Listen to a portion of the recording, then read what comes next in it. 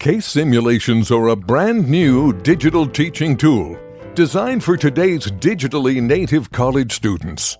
Students control their own businesses and learn key business and marketing concepts in their college classes. Learn more today at www.knowledgematters.com/podcast.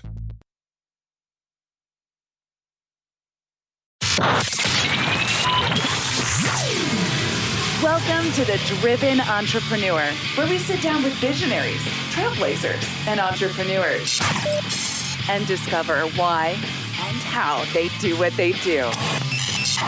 We'll get the backstory, plus plenty of life and business lessons along the way. Here's your host, Matt Brauning. Hey, this episode is brought to you by my very own NLP practitioner course. I've been teaching neuro-linguistic programming, or NLP, for nearly 15 years. It is the most powerful tool for communication on the planet, and it can be yours today. For a very limited time, I'm giving away my entire NLP course workbook for free. Go to nlpwithmatt.com. All the patterns, all the tools, and the techniques of NLP in the complete course workbook, the same one that we use to teach our live certification classes, yours free. nlpwithmatt.com. Get it today. Let's get back to the show. What's going on? Hey, welcome back to The Driven Entrepreneur. It's Matt Brauning, and it's a beautiful day in paradise. It's a beautiful day in paradise because I am working from home. Are you working from home? Are you going out? Are you in an office? I don't know what you're doing, but I know that you're looking for motivation. You're looking for drive. You're looking for some inspiration, some cool stories. And we have yet another amazing entrepreneur. This week, though, my guest is a little different. He started his entrepreneur journey from broke at age 50 to now multi-millionaire through several different strategies. We're going to talk about some wealth building strategies. But to me, I think one of the coolest things is that he's gotten into this amazing nonprofit sector where after he built his money, he now donates 100% of profits from all of his books, online program, coaching, everything that he does to give back and teach about the wealth building. He gives to a charity called Shelter to Soldier, where rescue dogs are trained as service animals for soldiers who return with PTSD or traumatic brain injury after serving. Very excited to get into the why behind this and the strategies for you. His best-selling book, Wealth on Any Income, has been translated to 8 languages. Please help me welcome Mr. Rennie Gabriel. Rennie, are you there, my friend? Oh, I am. Thank you so much, Matt. This is such a privilege and an honor for me. Wow, that's mighty strong words. I appreciate that. Thank you for making the time coming on the show. Rennie, I want to start off with, you, of course, have built a wealth and a fortune for yourself after age 50. What was life like growing up? Did you, as a kid, was there a lot of money in your household? Was there not a lot of money? Sometimes kids grow up and they go, I was dead broke as a kid. My parents never had anything and I want to build a fortune. Or did you come from money? What was that child rearing like? I would, in my mind, it was middle class. My mom worked as a clerk in a bakery. My dad was a blue collar worker. He measured for shower door installations for his brother who owned the business. And, as a kid, I just, we had what we had. I didn't know any better. I didn't know if we were rich, poor, or otherwise, but we always had food. So I wasn't concerned. Yeah, I think I probably grew up the same way. Again, not knowing any different. I would say we were like the lower middle class. So, I had toys at Christmas and my birthday. So we had presents, but I also wore like hand-me-down clothes from cousins and my brother. And we went to the snow with, I love telling the story, 2 pairs of jeans and garbage bags to try to keep our legs dry. And like, I was like, okay, well, that's what we do because we don't go to the snow, but other kids had outfits or whatever. When you grow up, just kind of that way, was money a factor for you? Did you, like throughout school and after graduating, were you thinking, okay, let's figure out how to make money? Or was it chasing just passions, dreams, different things? So how did money affect you as you were getting into graduation time? And then kind of the follow-up question is, what did you think you were going to do when you grow up? It's funny because when you're talking about how you grew up, I was realizing, you know what? My mom would buy pants for me that were way too large, expecting me to grow into them so she wouldn't have to buy more clothes, except I would wear them out at the knees before I grew into them. And I guess it was a situation when I look back at it from the standpoint of money, is that I just wanted to be okay. I wasn't striving to be wealthy. I didn't think about, I want to be doing better than my parents or any of those things. And it probably wasn't until I got into working after college that I realized, oh, I'm not really enjoying this. I don't want to have to work for a living. And that's probably where it started. It was just, I was in sales, didn't quite enjoy it. I was going to ask, what kind of jobs did you do that made you think, I don't know that I want to work for a living? I was doing insurance sales. I was selling life insurance. And yeah, it's just, selling the intangible. It's not something, people could wrap their hands around and show it off to their neighbors, like a new car or a new house or something. And while I was doing good for other people, it just was not a lot of fun. I really did not enjoy it. And so how long were you in kind of the sales world? What age years did that last for? About 25 years. I started as a school teacher when I graduated college, and that was what I really enjoyed. But unfortunately, it paid so little, I couldn't take care of myself and my wife and a child. That was frustrating. I would have probably stayed teaching if I was just earning some more money. And what were you teaching? I feel like I missed that. I didn't say. I was okay, good. I was teaching physical education and art. Wow. So insurance salesman to PE teacher. And what did you like about teaching, and what was disenfranchising to you about that? The fun part was working with children. I taught kids all the way from elementary school through high school, and I'd meet their parents. It was a small town environment in Nebraska. I mean, the population was like 1,800 people. It just was so much fun to be able to relate to the parents, relate to the students, have them appreciate what they were learning. I really enjoyed that. But because it didn't pay enough money, I figured, okay, I have to do something else. And that's when I went into sales. I earned more money, but one of the things I noticed is no matter how much money I earned, as I earned more and more each year, I was accumulating more and more debt. Why was that? Was it a budgeting? Was it mindset? When you look back, what do you attribute? Because I think a lot of people go into that exact place, and I certainly have too. Even in business, it's easy to say, the more money I'd make in the business, sometimes the less ahead personally I would become. Because when we made more money, we spent more money, and I actually had less at the end of the year. What do you attribute to growing debt, even when you're making more money? I found that same cycle, and year after year, I figured if I just make more money, it'll work out, and it didn't. And this is kind of an embarrassing situation, but I had an education as a certified financial planner. I'm a chartered life underwriter. I got all this financial education, and it's not working personally. Isn't that great? Until I got into a 12-step program called Debtors Anonymous. Did you really? Yeah. Yep. And I've heard of that. I've never been. I've been to a lot over the years of different 12-step programs. I went to AA and NA when I was 17 years old, and some of my listeners have heard that story before. But very familiar with the whole anonymous programs and 12-step programs. Tell me a little bit about Debtors Anonymous. Is it closer to like an Overeaters Anonymous, or closer to like an Alcoholics Anonymous, or totally different? I would say it's somewhere in between, from the standpoint that, one, you have a sponsor, and two, one of the unique things about it is you're talking about money, number one. And number two, they have a thing called a pressure group, where 3 other members get together with you to go over your numbers and support you in what's working and what's not working, and help you create a path to get out of the mess you're in. And I don't think they have that in Overeaters Anonymous or AA or Narconon or any of the rest of them, where 3 people get together with you and their whole job is to focus on supporting you to create a transformation. Oh, that's really good. And I guess my question was more around, when I think about, say, Alcoholics Anonymous, the idea is quit drinking alcohol. It's no longer part of your life. And then we rebuild. And then with Overeaters Anonymous or Sex and Love Addicts Anonymous, the idea is, well, it's not about getting rid of sex or getting rid of food. It's going to be part of your life, but building a healthy relationship with it and working with triggers. What's the approach to Debtors Anonymous? Is it like Dave Ramsey, this is the last day you'll ever have debt, and from this point forward, you're getting rid of it and never going back? Or is it about, because you're not going to get rid of money, so to speak, but you can get rid of debt? What's the psychology and approach for for you from that point for money and for debt? It was really recognizing that there's a priority to handling money effectively. And priority number one is not making more money, although for many people in the program, that is an issue. They need to have more self-worth. They do need to earn more money. But it is look at expenses first. And then when you are able to intelligently handle your expenses, it makes it so much easier to, when you grow your income, you have something to show for it.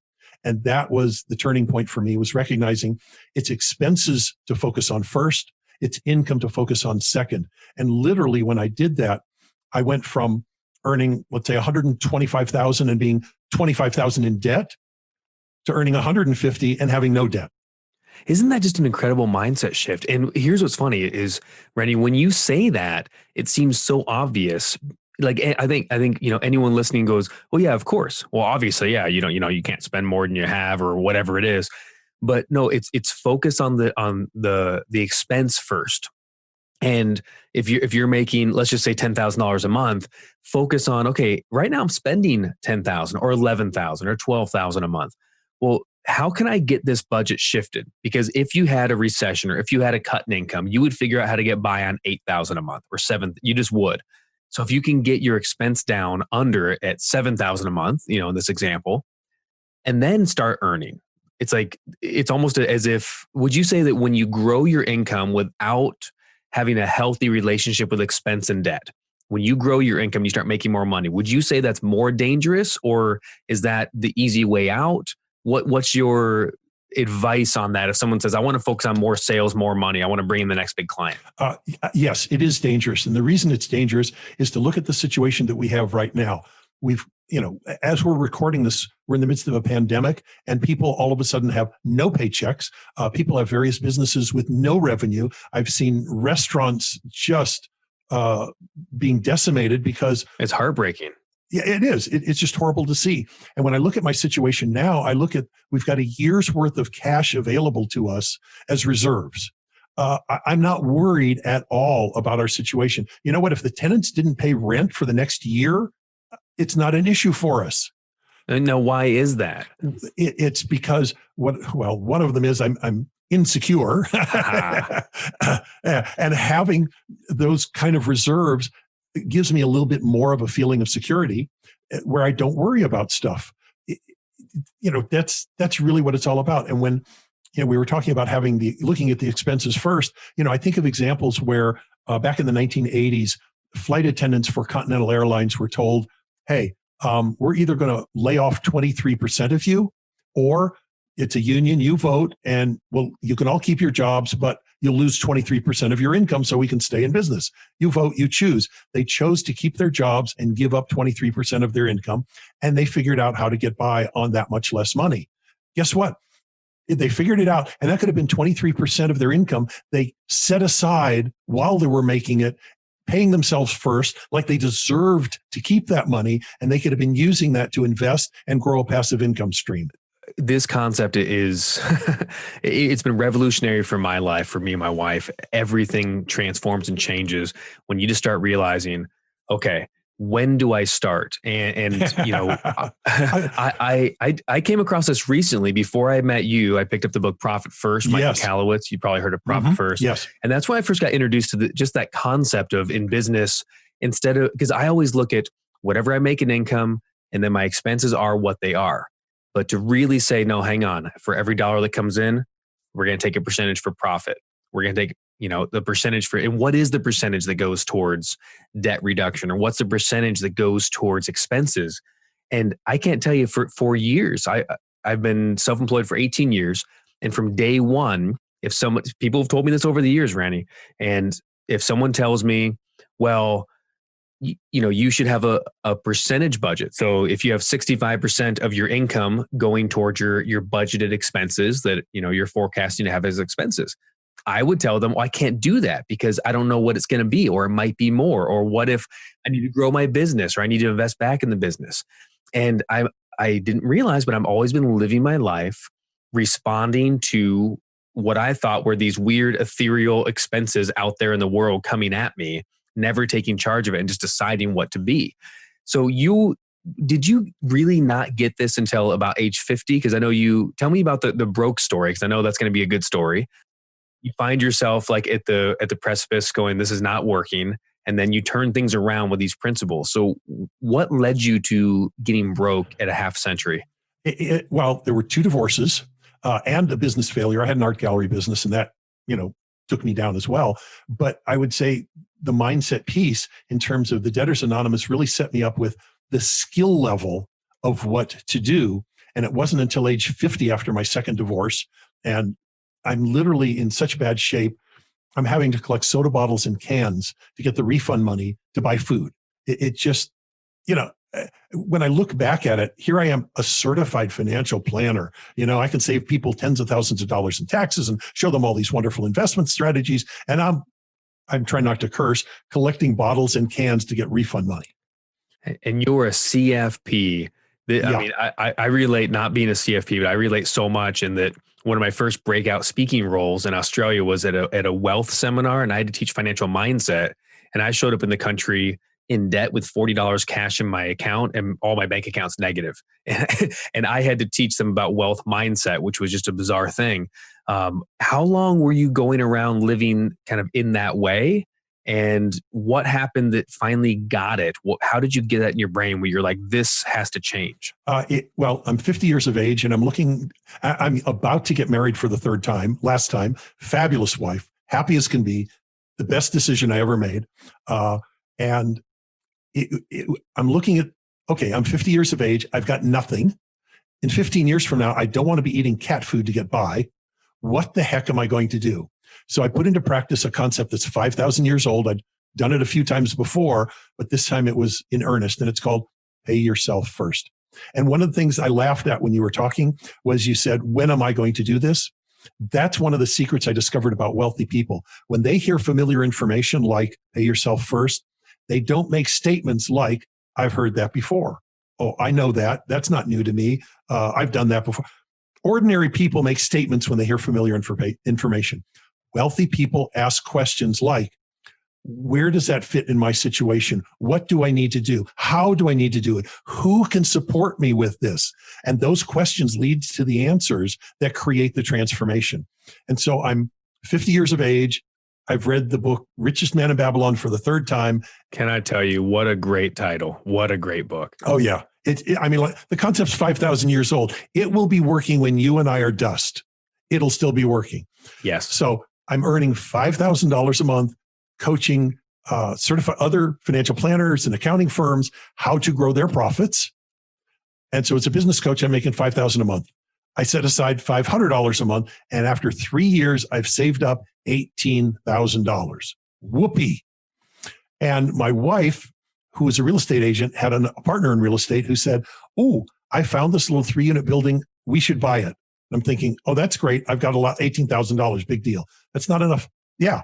Well, my wife chipped in $18,000. He wanted in. So he put in $36,000. We now had the down payment for this building.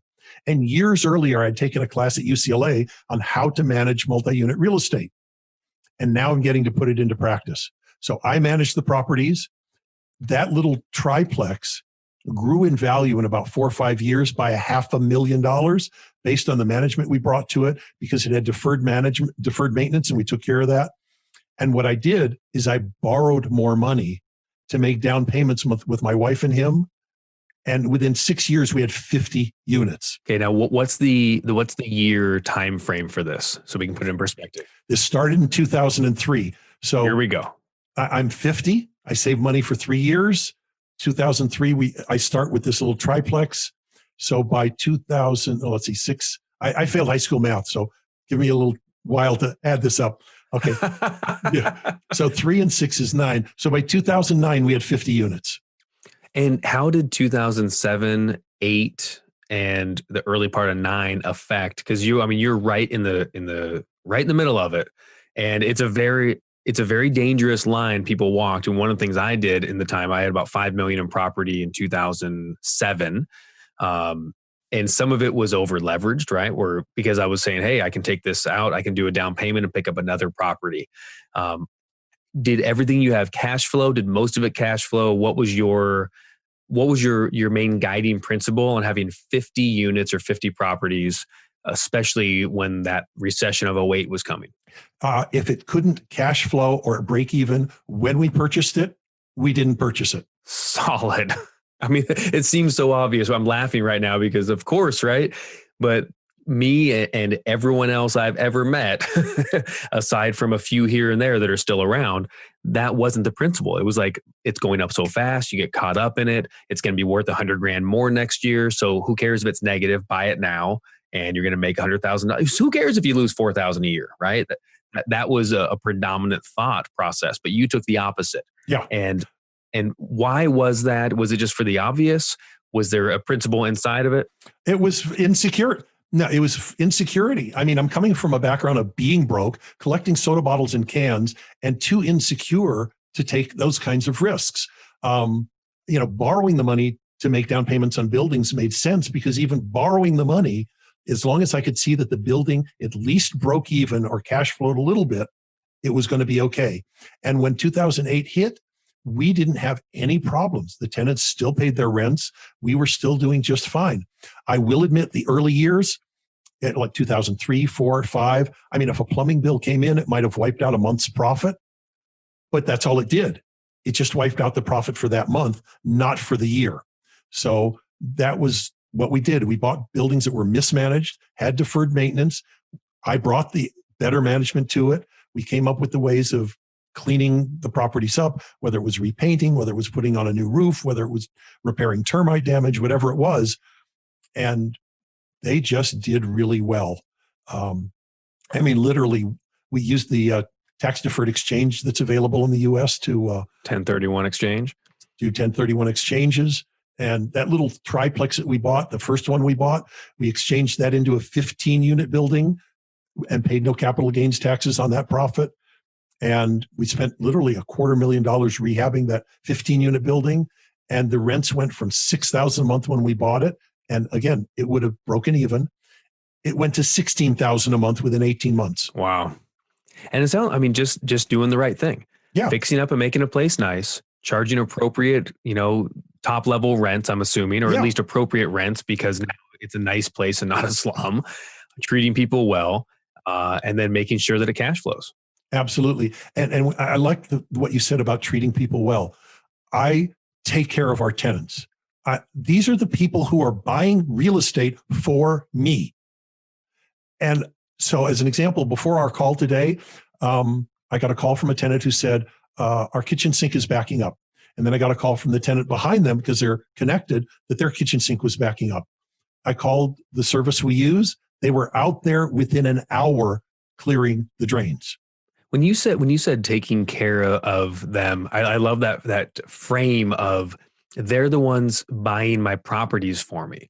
And not in a negative way, right? It's like if somebody was in a position to purchase a house, they'd be able to, and that would be a good thing. But if someone has made the choice or they're in a position to rent, they're going to rent somewhere. So, and that is paying towards having your property taken care of. So what I flashed in my mind was my tenants are my clients. And if you're running a business, what if you treated your tenants like your clients, not those pesky people who you're trying to, they're trying to milk you for repairs and you're trying to milk every dollar. And what if you just treated them like clients because they're that valuable to you? And Rennie, you have, real quick, I just want to kind of pivot to this as we move to the next spot. You have a very cool roadmap. It's called the Roadmap to Complete Financial Choice. And you can find out more about this, guys, at wealthonanyincome.com/TEDx. You can actually see Rennie's TEDx talk and talks all about the give back portion of this. Can we pivot a little bit into when you decided now, you're in a whole different place. You have income, you have assets growing, you're out of debt. Like this is very good. And now you decide it's time to give back. How did you pick shelter? Was it Shelter to Soldiers? Shelter for? Yes. How did sheltertosoldier.org. Sheltertosoldiers.org. Why and how did you pick that of all the different charities to be a part of? And when did you know it was time to enter the give back phase of wealth? It was an interesting situation. And two things I want to relate to. When you're talking about treating your tenants like clients, that is exactly what I did. I gave every new tenant a copy of my Wealth on Any Income book. because I figured at some point in time, they're going to want to buy a house. Let me show them how to handle money effectively. And it does two things. It ties them to me, number one, because of doing something for them. And number two, it teaches them how to handle money effectively. So paying rent doesn't become a problem. Absolutely a win-win. So every one of my tenants got a copy of my book. And, so like I said, I do treat them as clients. So I like exactly what you said. How this charity came about is my wife and I were always donating to various charities, whether it was animal causes, veterans, homeless shelters, whatever it was.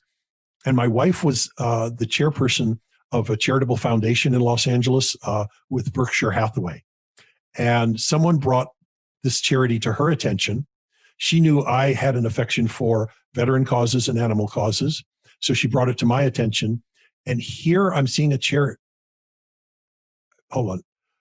Here I'm seeing a charity that is rescuing dogs that would have been euthanized and training them as service animals for soldiers who protect our way of life here, who let us do with the things that we do here. And when they come back, they're not treated that well.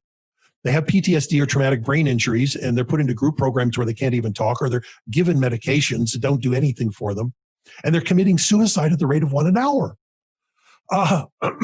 So I'm looking at the people who protect us, killing themselves, and dogs that are the greatest things in my mind on the planet that are being euthanized by the thousands. And this is a charity that's saving them, saving both of them, 2 lives at a time. Wow. So, and why was that? I mean, powerful and certainly a very, very important cause to be a part of. Why did that become personal for you? Is there a history in there, or did you just see the story and see the situation and say, this is so important, I want to help? It was seeing the story. It was meeting a veteran whose life was completely transformed from having a service dog. There's not one veteran who's received a service dog that's committed suicide. Can you say that again? There's not one veteran who's received their service dog. I'm not talking about a pet. I'm talking about a service animal they have not committed suicide. Not one returning veteran with PTSD or traumatic brain injury or otherwise, not one veteran who's received a service dog as a companion and a helper and support has ever committed suicide. That might be one of the most important statistics I've ever heard. I lose the ability to talk about it sometimes. If I go on their website and I watch the videos, I just start crying. I can't even watch the videos and get through them because of the transformation that occurs. These animals can turn on light switches. They sense when a veteran is starting to melt down, and they remove them from the environment. They wake them up if they're having night terrors. A veteran might be in a department store. It gets too crowded. They start to have flashbacks. The dog takes them out of the environment. Wow. It's absolutely amazing. And these are animals that are euthanized like they're nothing. I mean, you're talking about whether it's from the human veteran perspective, the animal perspective. In some ways, both these disenfranchised groups, both sometimes a group that is going to get forgotten or not being taken care of, and you pair them together. And, I hate this word synergy, but, the value of the two together far exceeds being able to be alone. So I can see why that's so important to you and so powerful. Rennie, final kind of questions here is, when you move in, I know you have a major, a dream, a goal. One of the things that drives you is to help other people. I can never say this word properly. My tongue doesn't work, but you want people to be a philanthropist. Oh, you did it. You did it. Just took 3 times. I'm never going to get into politics, man. I won't be able to say it. But you have a wealth creation roadmap and a proven strategy to help people do that. Can you just share just briefly, why is that important to you, and where should people start if they want to get to a place where income is not now my priority? Now my priority is how much can I give? So I say that what we do is we raise philanthropists, and see, I can say it.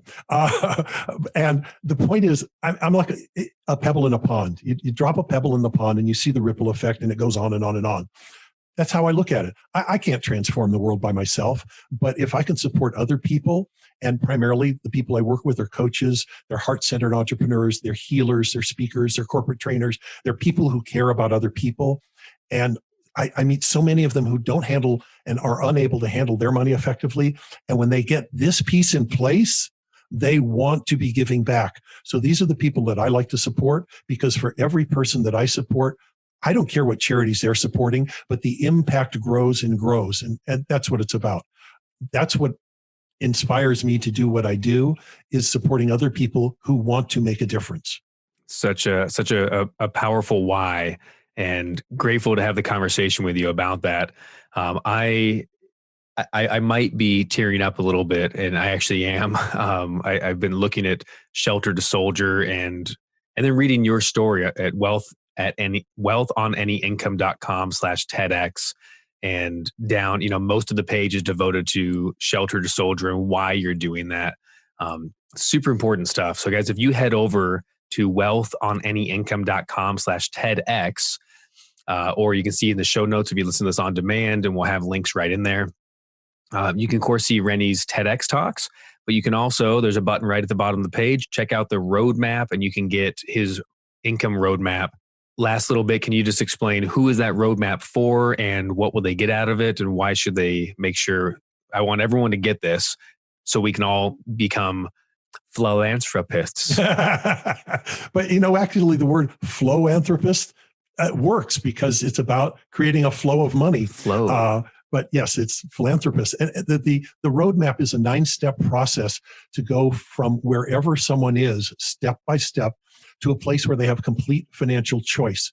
And what I mean by that is people can choose to work or not work.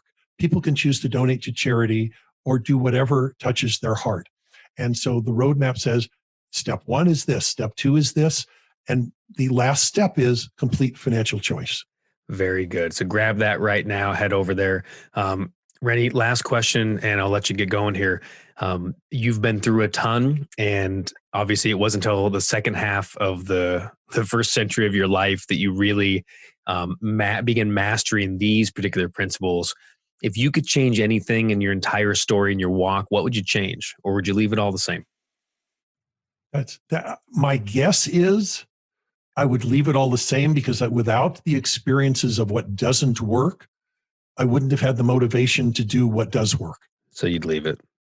I'd probably leave it. And when I look at the fact of who I'm married to now and the wonderful partner and relationship I have now, it was worth the 2 divorces to be where I am now. Hey, strong said, lucky number 3. And I love where you are now. Rennie, thank you so much for coming on the show, my friend. Thank you, Matt. Again, an honor and a pleasure. Thank you so much for the opportunity. All right, guys, that's the show for this week. Wow. Rennie Gabriel, sustainable wealth, deleting debt, and becoming a philanthropist. I'm just going to keep on butchering the word. I've never been able to say that. It's one of the few words in my entire vocabulary that eludes me. Yet it is such a powerful word. Make sure you connect with Rennie. You can find him on Facebook, Wealth on Any Income at Facebook, and on LinkedIn at Rennie Gabriel. It's RENNIE Gabriel. Rennie Gabriel on LinkedIn.